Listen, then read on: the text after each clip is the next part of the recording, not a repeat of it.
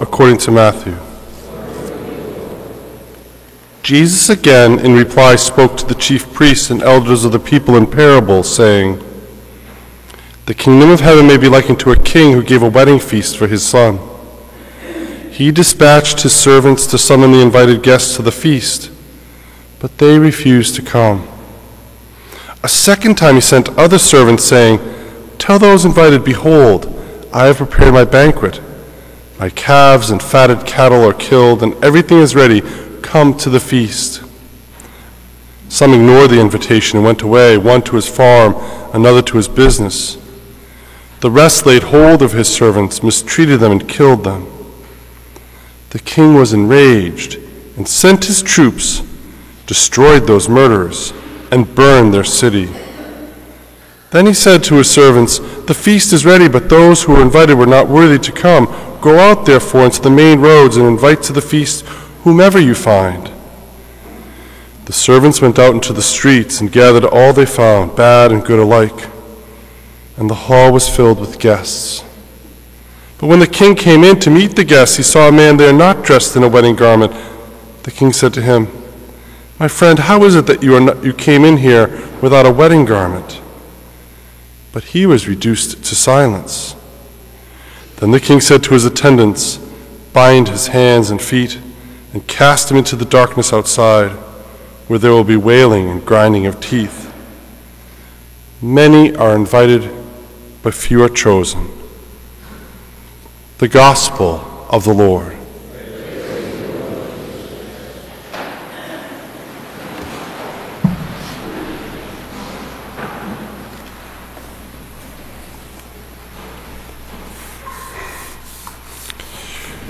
Well, did you miss me? I was away last weekend. I had 3 weddings and a funeral during the weekend. Actually, 2 more funerals were added throughout the week, so I ended up messing up the movie, but it was quite the adventure because my 3 weddings were in 2 different days.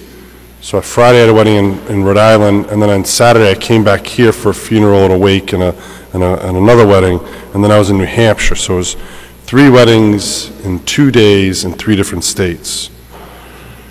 I'm still spinning. But it was really cool because I knew all the couples, and I even went to 2 of the receptions, and then the last one I went to the reception and then the reception after the reception.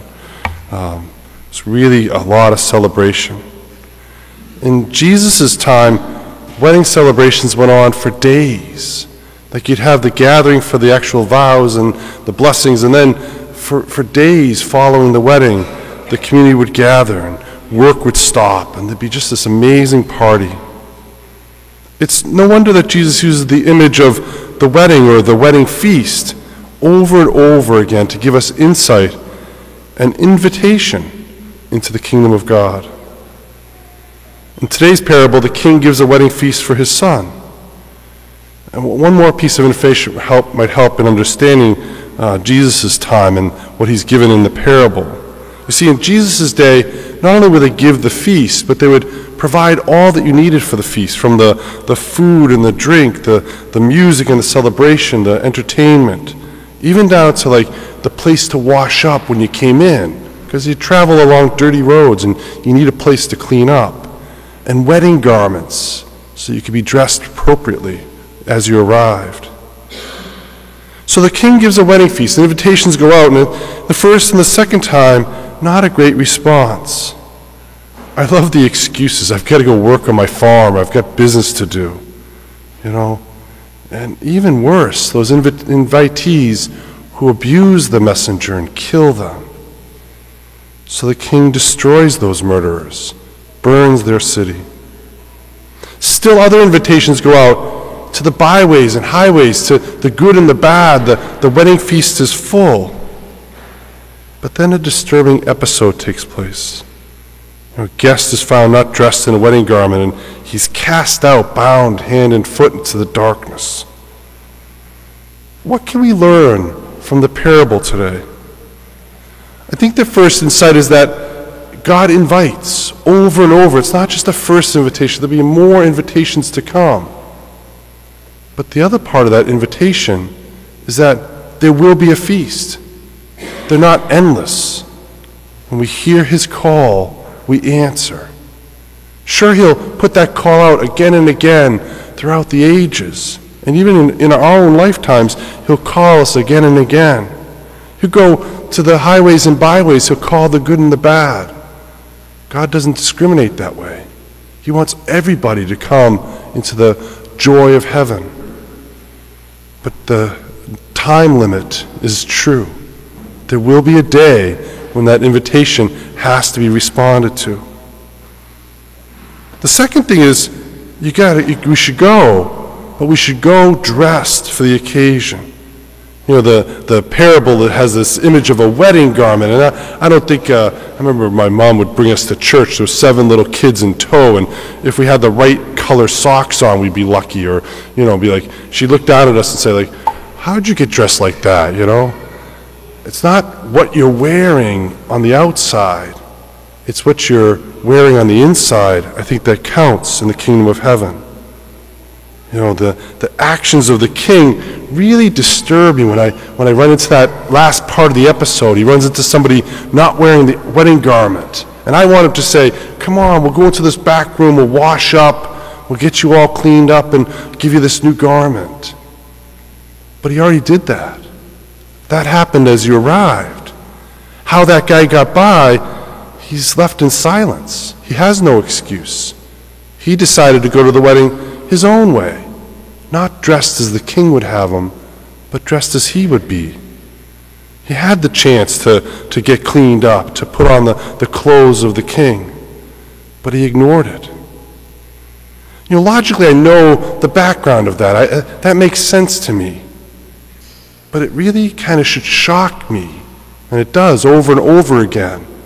Because if you're shocked by the king in the parable binding him and throwing him into the darkness, imagine what it will be like at the end of time. How much more shocking hell is, and the darkness that awaits those who don't go prepared. I think Jesus is being deadly serious here. He's talking to the scribes and the Pharisees, the leaders who have ignored the invitation over and over again. Time will end. The feast will begin, and you're either in or you're out. I think he speaks to my heart, those places that I've hardened over, that I've not prepared for the wedding feast. I think he speaks to our modern world that's not really ready, that's not trying to answer the call. Whether it be the excuses or, I'll do it my way, it's not going to work. You're going to be either in or you're out. The thing that is so amazing is that God will not only provide the invitation, he'll provide all that you need for the feast. He'll provide the clothes and the grace and ultimately, we think the wedding garment is love. We just have to respond and put it on. There's a thing in theology we call incomplete contrition and complete contrition. We hear it in our old act of contrition. Remember when I was a kid, we learned this one. It was like, oh my God, I'm heartily sorry for having offended thee, because I dread the loss of heaven. The parable should shock us. We should dread the darkness outside. It's a good thing to say, I don't want to go there. That's not the direction I want to be. But really why we go to God and why ultimately we go to the wedding feast is because I love you who are all good and deserving of all my love. That's the motive. That's how we should be dressed. That's what should guide us. And ultimately, that perfect love will cast away all fear if we walk with God. We should be shocked by the darkness. Shocked enough to step away from our selfish desires and our own personal agendas and answer God's call. But we should answer God's call in love.